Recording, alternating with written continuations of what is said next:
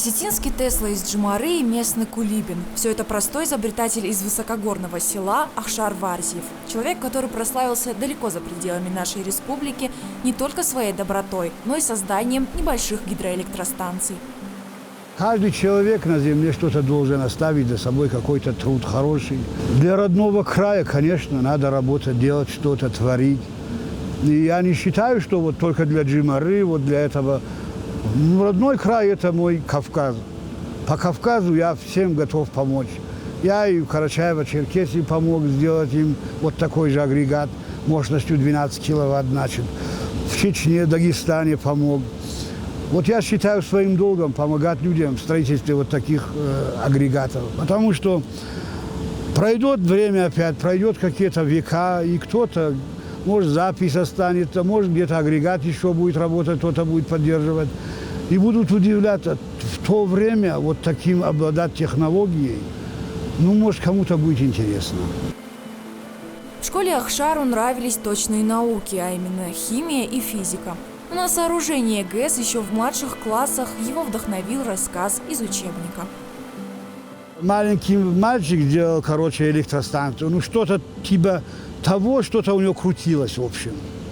Ну, там не было ни генератора, ничего. И из нитки сделал провода и протянул до дому. И провода у него были горизонтального направления, значит, не вертикально вот так друг от друга, а горизонтально. Я точно так же их пропустил, провода, и повторил. И вот это меня как бы вдохновило. С тех пор у меня было желание вот это осуществить. Вода, чтобы крутилось что-то, чтобы она давала ток. Но не только это вдохновило будущего гидроэнергетика. В 60-е годы в окрестностях Джумары проводилась геологическая разведка. Тогда перебоев с электричеством не было. Когда работы закончились, начались проблемы с энергией. Глядя на это, отец Ахшара Варзиева соорудил небольшую станцию в русле реки рядом со старой мельницей. Когда мельница работала, не вариант был электроэнергию включать. Когда мельницу останавливали, вода шла туда и крутила вот эту турбину, 1 киловаттную. Это к чему? Когда во время геологоразведки электроэнергия была, потом не стало, к хорошему уже люди привыкают. И вот от нехватки вот он построил. Потом, естественно, в 69-м, 67-м его смыло водой. Наводнение и смыло. И вот я помню вот эту электростанцию. С братом мы спускались, он что-то смазывал. Вот, и я смотрел, вот, и когда крутился, тоже было мне, ну, меня близко не подпускал, конечно, к агрегату, но мне было интересно. По словам Ахшара, когда-то у берегов Мидагребиндона, именно так эту часть Гизельдона прозвали местные, кипела жизнь. Жители смогли обуздать стихию и использовать ее энергию в свою пользу.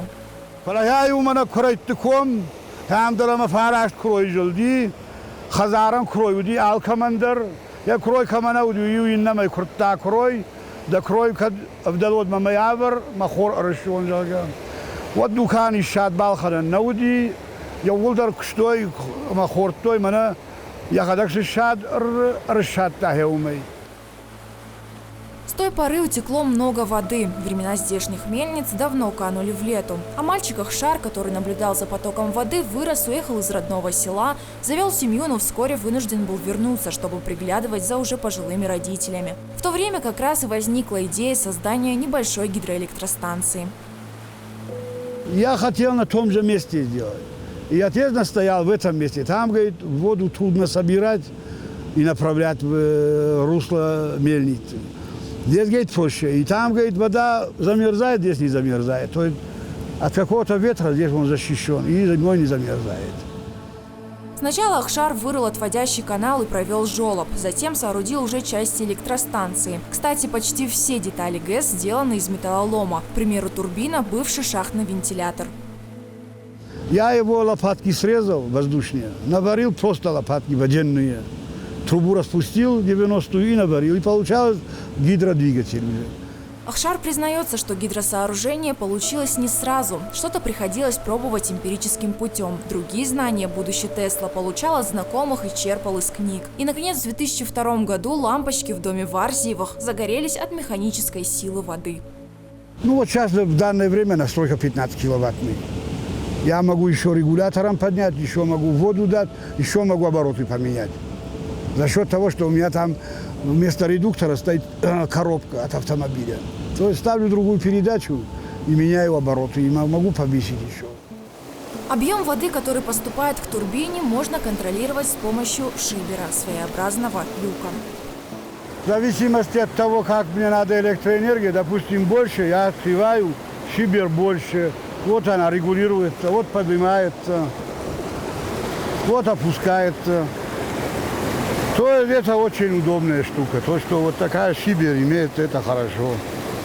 С помощью электроэнергии Ахшар полностью отапливает дом. На ней же работают станки и все приборы. Однако на бытовые нужды необходимо всего 3 киловатта из 37 вырабатываемых. Остальное электричество нужно куда-то девать, иначе техника выйдет из строя. Допустим, я настраиваю 10-киловаттный режим. Летом 10 киловатт куда мне девать? Отоплением же не будешь спать, зваришься. И вот приходят такие вот ненужные балласты, называются на нашем языке. Вот энергию лишнюю сбрасывают на балласт. И вот они просто помещения греют, где-то в сараях стоят, просто даже вот при входе около машины даже стоит 2-киловаттка. Излишки энергии изобретатель мог бы сбрасывать в сеть, делясь со своими односельчанами, но это незаконно. Соседи пользуются даром энергетика лишь в чрезвычайных случаях, но зато Ахшар с радостью делится своими знаниями и изобретениями. Например, сейчас он готовит агрегат для жителя Цея. Сделано очень простенько. Вот водяное колесо, значит, вода приводит во вращение, он через редуктор повышаем обороты, через шкив на генератор. Генератор обыкновенный, автомобильный, 60 ампер. Устанавливает на автомобиле «Волга», УАЗ, вот обыкновенный генератор. Вот это, значит, где-то полкиловатта. То есть вот нынешние лампочки, 50 лампочек светодиодных, он может работать, либо холодильник, телевизор, освещение. Ну вот так что-то, ну это микрогез, это не такой вот, как у меня у самого огромный, вот видите, вот это все, вот станки, все работают от него.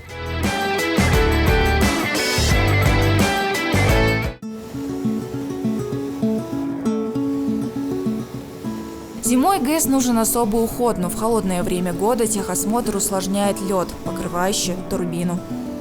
Смазка турбин зимой, да, смазка зимой плохо проходит, да. И надо бывает смазать, подогреть смазку, просто подогреть смазку. В холодную вот смазку туда не закачаешь, потому что она сама холодная, она и все в воде, да, и во льду. Лед надо бывает расколоть и оттуда смазать. Там подшипники огромные, запас прочности вот для этой турбины у них очень большой. И они как бы смазываются вместе один раз. Мастер из Джимары уверен, будущее за альтернативными источниками энергии. И как раз наш регион природа щедро наградила подходящими условиями.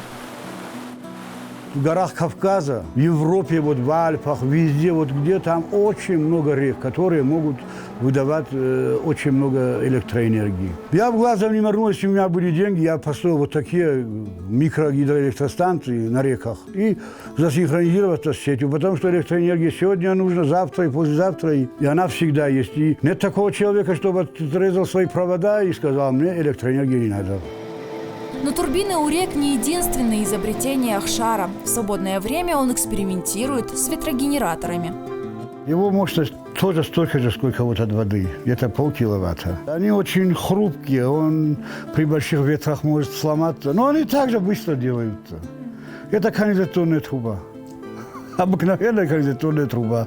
У меня есть шаблон, приложил маркером, отметил лобзиком, вырезал, присложил 2 дырки, все, она на месте опять. Просто на весах их надо общий вес одинаково сделать, чтобы дисбаланса не было. Вот это автомобильный генератор. Но он переделан полностью. Он полностью перемотан, переделан. Вот если можете вот так, покрутите, и вы увидите, что он делает тык, тык, тык, тык. Это магнитные поля. То есть это уже генератор под этот самый, под ветрогенератор, вот под тело постя. Вот крутишь, он же ток дает. Уже 3 вольта. 3 с чем-то вот на таких оборотах. А если его ветер разгонит, то он уходит за 18 вольт.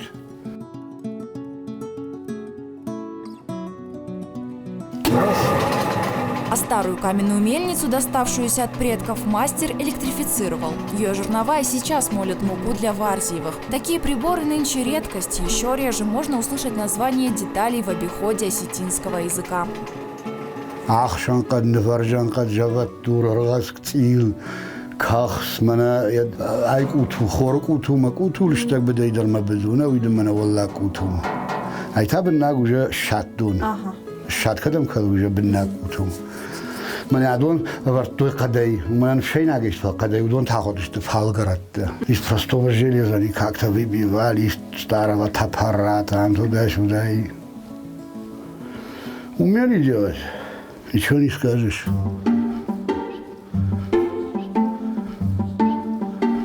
Домой к Ахшару часто приезжают журналисты многих российских и зарубежных СМИ. Снимают репортажи и пишут статьи, одаривая заслуженной похвалой. Но бывают и другие гости – экологи, а также представители энергетических компаний, которые отговаривают горца от такого вида энергии. Мол, она вредит окружающей среде. И вода хоть так течет, какая разница? Она в целости и сохранности попадает в свое русло и уходит. Я его не загрязняю, ни масляное пятно, ничего. Сальники у меня герметично закрыты, сальники вообще далеко стоят от воды. То есть масло никак не может попасть в реку. Я все это учел. Вот по этим всем правилам я работаю. Всю воду нельзя пускать по турбине. 30% должна остаться в русле, потому что там рыбы, там мелкая живность. Но мир не без добрых людей. Иногда в благодарность за знания и помощь Ахшару достаются подарки, которые продвигают дело этого мастера. Вот это, раскуроченный, но я его потихоньку восстанавливаю. Фрезерный станок кто-то мне подарил. За спасибо. Он его, правда, мог на металлолом отдать, какую-то копейку взять, но сказал, вот я вижу, что ты мастеровой, что ты людям помогаешь, а я тебе хочу помочь. Хажбис Гоевский мне подарил вот этот станок. Огромное ему спасибо за это. Он не только меня, а все ущелье выручает до сих пор. У всех же техника, сенокос, где-то какой-то вал ломается или что-то. Мы на этом токарном станке работаем.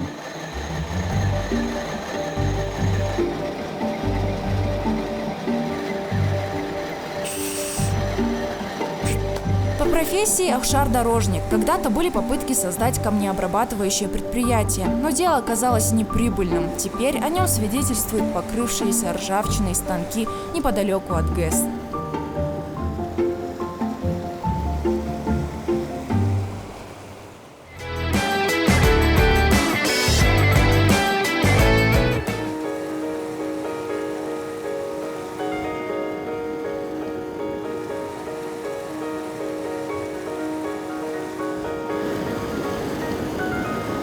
Джумара, в окрестностях которой Ахшар Варзиев соорудил свою ГЭС, находится в уникальной природной зоне, близ Медограбинских водопадов. Они питают не только реку Гизельдон, но и наполняют энергией туристов со всей России. Проезжая мимо древнего астинского села, странники не придают значения тому, что населенный пункт давно уже опустел, зато об этом часто задумывается наш герой. К сожалению, сейчас 8 человек, которые постоянно зимой здесь бывают. Это 5 домов, которые мы зимуем здесь. Вот, допустим, нас 3, там 2, здесь 1, там 2 и там 2. Да, вот 8 человек как-то нас осталось. А я помню, 26 дворов вот здесь было. Это год, 70-е годы, начало 70-х годов. Как-то пустеют села, и надо как-то что-то делать, чтобы их снова ожить. Как-то вот благодаря чему-то, какой-то работе, чего-то надо привлечь людей. Если так дальше пойдет, вот это село будет заброшенным.